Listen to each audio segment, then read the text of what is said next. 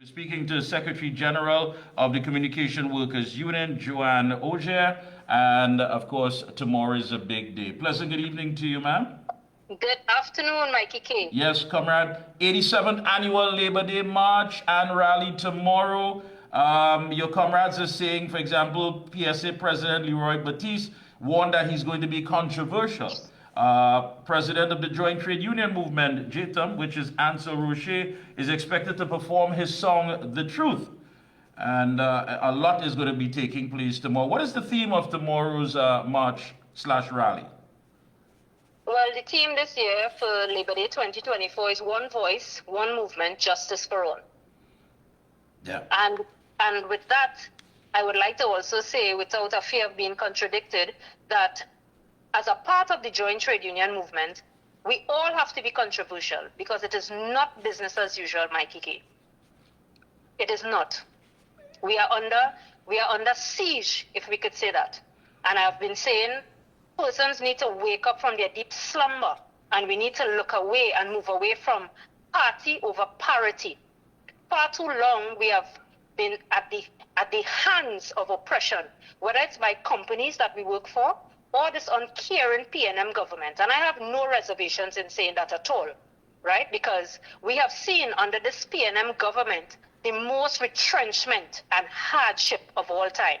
So I stand in solidarity with all the other trade union leaders as we do things differently this year and send a strong message to the government and all and sundry. Yeah, but Secretary General, you know what stands out the most here is the fact that the government is not even acknowledging the trade unions where there's union representation in the public sector. It's a sort of attitude as though you're invisible. And compounded with that is when it comes to an offer, the behavior is take it or leave it. What say you? That is nothing normal by the government because their agenda is to disseminate the trade union movement. And when they do that in all their attempts thus far by all these sham retrenchments with the hope of privatization, the union has no voice. So in their quest to do that, that is how they are starting. That is the agenda of the government right now. We are seeing it. For instance, we have recognition in TSTT. TSTT purchased Amplia, formerly Massive Communications, over 6 years now, and they are blocking recognition status. In Amplia, we have companies that they are actually ousting persons or even the thought of having trade union recognition in companies. So the government and the 1%, they are actually trying to oust the right to join a trade union or to even have trade unionism as part of a way of life in the working class today. So the government will continue to do what they have to do, but through education, the trade union owes it to all persons, all working class, even if you're not working, you understand, to educate persons about the right of joining a trade union and the importance of becoming a trade union member, Mikee K. So whether the government come at you, or the private entities come by you, or the corporate entities come at you, you have to be equipped to know that there's one body that is here to protect the interests and the rights of all workers.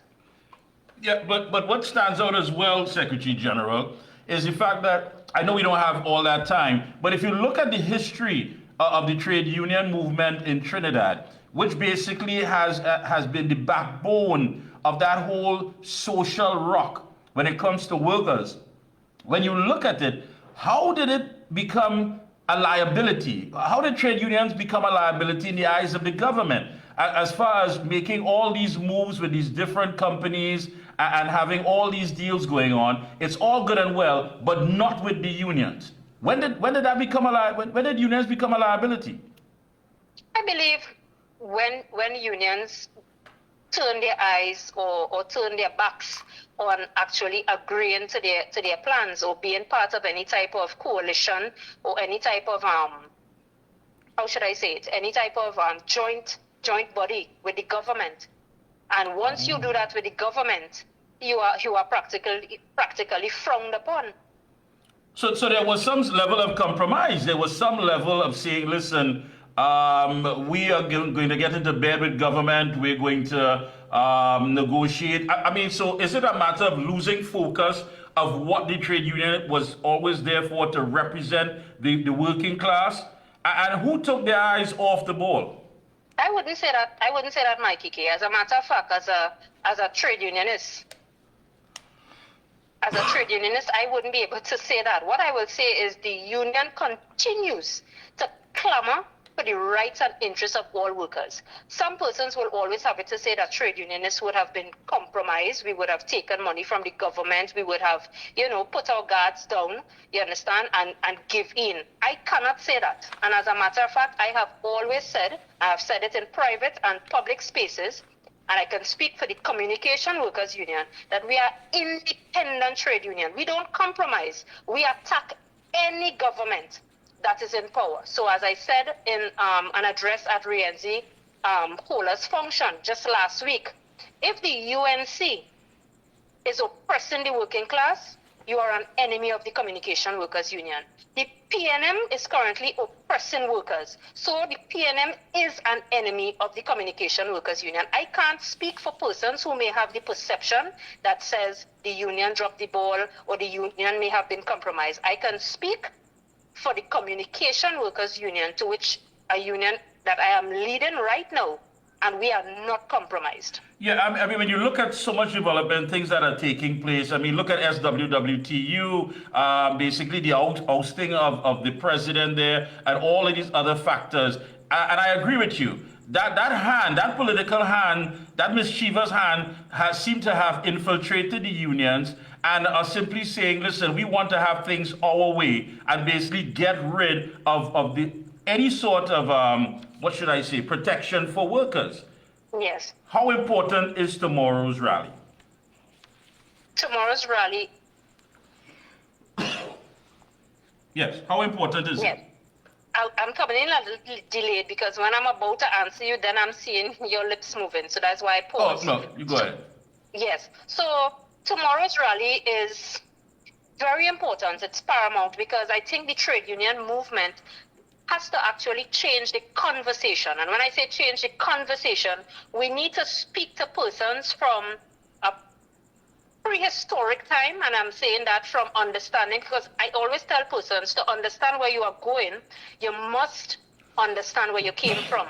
So we need to change the perspective of this draconian, antagonistic type of disruptive label that we have on trade unionists. And we need to educate persons. We need to let persons know, especially tomorrow, the purpose and the importance and the principles of collective bargaining. Companies are flagrantly disrespecting these collective agreements, comrade. We have to talk to persons and let them know how important collectivism is, especially at companies that you have RMU status, recognized majority union status for. You see, we also need to speak about the slow wheels of justice in the industrial court as it pertains to non-compliance. Imagine a person will win an award in the court and a company will totally violate that. And what are the repercussions for the company? Little to none. The penalties are little to none. So when you have deep pockets as a company, you will constantly and openly and flagrantly disrespect collective agreements. You will do different things. You will disregard the non-compliant orders. We need to also speak about pension plans. This is something I have spoken on your set before. TSTT, it is still on the proverbial back burner in abeyance, comrade. We are still awaiting a meeting. Imagine in 2024 from a conversation eons ago. And this is something that must be treated with and spoken about tomorrow. The state of pension plans in this country. Yeah. Negotiations, collective bargaining. You can't tell me in 2024 we have companies actually proposing 000 with no consolidation of COLA. That is an indictment on the working class, and it's an insult.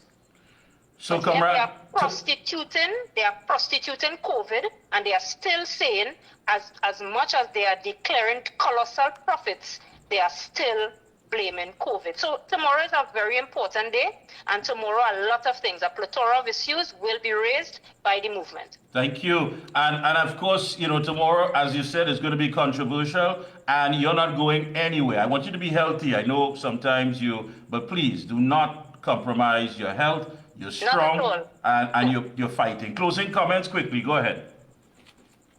I want to tell persons, just as I said before, the trade union movement is here to stay. We need to change the way we look at the trade union movement. The trade union movement is the only collective body that can represent any worker. Your interest matters. Join a trade union. Communication Workers Union, 623-5588, extension 225. Call us. We accept all walk-ins. If you're precepted, we would recommend that you join the Estate Police Association. But education is the key.